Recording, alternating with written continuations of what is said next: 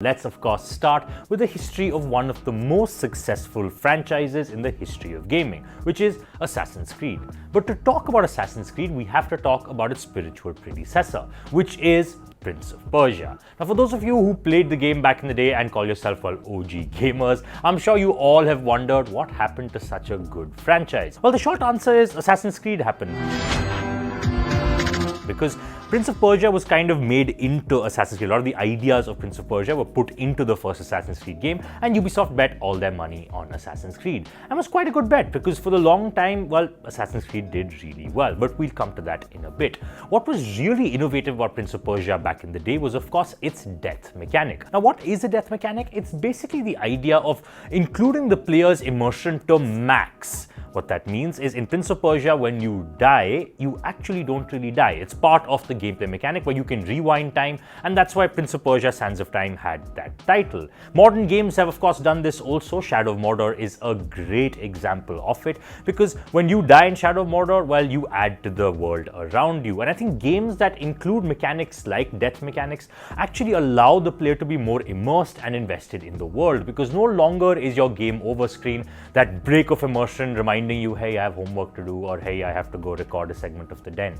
Because that's the point, right? And that's why I think that when you continue to remain immersed in the world where even your death matters, it'll always create a very rich universe and a very rich game. But let's move on to Assassin's Creed. Once Prince of Persia was shelved, Assassin's Creed came out, and man, was it popular. And a lot of the reason why it was popular was because of its storyline. The story, of course, followed Altair and Desmond. Now, Desmond is this guy who exists in the far future that has been gone ahead and kidnapped by a very evil corporation trying to harvest his ancient memories of his ancestors who, well, were badass assassins. This machine is known as the Animus, and as the story progresses, Desmond goes ahead and interacts with various ancestors across various games. But Assassin's Creed 1 takes place during the Crusades, and you are Altair, who is a legendary assassin who kind of messes up, and you're supposed to start from the beginning. What made Assassin's Creed such a good game, at least the first title, was the fact that the first mission you play as Altair,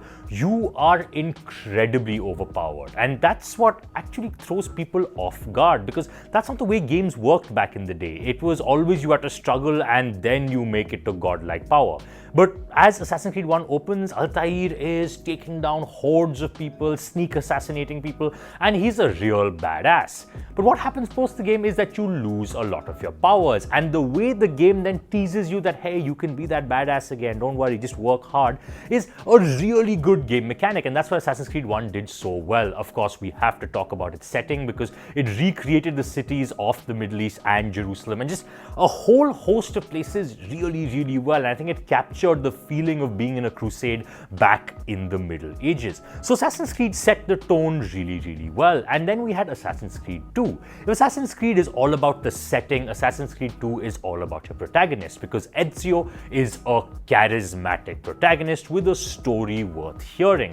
While Altair's story was not personal, it was more about the Assassin's Guild, Ezio is not an assassin. He is just born into an assassin family and is forced into the role when his family is executed. Now, Ezio's story, of course, goes beyond just Assassin's Creed 2. There is, of course, Brotherhood and Revelations, where he is an old man and, you know, actually helping out young assassins. It's a bit weird in Revelations. But Ezio's story is really interesting, and the Renaissance in Italy is a fantastic setting of the game. Once Assassin's Creed Brotherhood and Revelations was released, it really felt like Ubisoft could do no wrong with this franchise. It was hitting highs no other franchise had hit before, and it was, well, became kind of a marquee franchise for the company. Enter Assassin's Creed 3. Now, Assassin's Creed 3 is set during the American Revolution and the American Independence movement. While the setting of the American War of Independence actually leads itself to quite a good story, and the fact that you are also part native Indian, adding a nice racial dynamic to the story is actually too slow. And I think what Assassin's Creed 3 did was made people realize, wait a second, they're kind of just recycling all their ideas. The reason why they got away with it in Assassin's Creed 2 and Brotherhood and Revelations is primarily because Ezio was such a charismatic character. And even Brotherhood Revelations did receive some kind of criticism, but not to the extent Assassin's Creed 3 did. Assassin's Creed 3 proved to us that, hey, Ubisoft is just kind of making the same game again and again, but in a different setting. And that's really not okay. And that's why Assassin's Creed 3 didn't do well. And honestly, I don't blame the fans. Assassin's Creed 3 at the best is a slow-paced game with not that great a protagonist, not much character growth, and not a whole lot going on. And also it started this trend of putting in historical figures as great Easter eggs. I mean, Assassin's Creed 2 did it with Leonardo da Vinci, but Assassin's Creed 3 does it in a very, well, not smooth way, and it feels kind of forced. So that's why Assassin's Creed 3 didn't do well. But enter Assassin's Creed 4, and we think that, hey, our prayers have been answered because Assassin's Creed 4 Black Flag is amazing. It got back everything good with the franchise and added new gameplay elements. The fact that you are a pirate on the high seas, you're seafaring, you have an entire crew, you get to go ahead and upgrade your ship. It actually felt different from Assassin's Creed game, and it was really fun. Naval warfare was genuinely gripping, and for a moment you thought, whoa, Assassin's Creed has taken a really interesting turn for the better, because it no longer is it doing the really heavy-handed melodramatic story, but it's actually just bringing back fun into the game. And Assassin's Creed Black Flag almost felt like it's taking itself less seriously, and I liked that. But to move on now, right, to move on to 5 and Unity and all the others that came after it, we still have to go back to what we started with, right? Desmond's storyline. Now, what I think was the gravest mistake Ubisoft did was to shelf the Desmond storyline. Now, we were forced to play as this future character who has no powers for, well, pretty much the first 3 games, and it kind of felt that there is not much going on in his life, and his end kind of came out of nowhere, and therefore they kind of killed their universe, and that is something they couldn't recover from. Now, that is my reason why the universe died out and why the games no longer felt that great, because it didn't feel like you were part of this grand storyline where constantly there's this fight between the assassins and the Templars. But of course, Assassin's Creed Unity had its own problems. It was buggy as shit. It was just terrible.